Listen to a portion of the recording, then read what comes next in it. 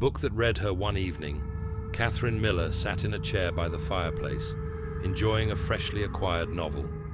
The book, found in a small antique store, had no author on the cover, just the title, The Shadow Behind. She turned the first page and began to read.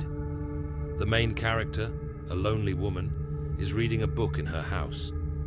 At that moment, there is a rustling sound outside the window, but she decides it's just the wind. Catherine frowned. It was a strange coincidence.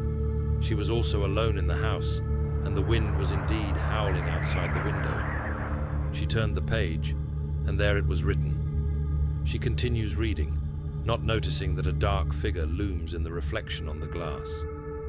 Catherine glanced at the window. No reflection, just her own face. She grinned at her sudden nervousness and continued reading. The pages turned one by one, but the feeling of unease grew. The heroine hears the creaking floorboards, but convinces herself it's her imagination. She doesn't know that the killer is already inside. Catherine froze. The house had been quiet, but now the silence seemed ominous. She slowly placed the book on her lap and listened. Creaking. Somewhere in the hallway, the floors creaked. Catherine was frightened. However, she forced herself not to panic. She looked at the book. Her hand trembled, but she turned the page. She stood up, trying to convince herself that it was all a silly mind game. However, at that moment, the door to her room slowly opens.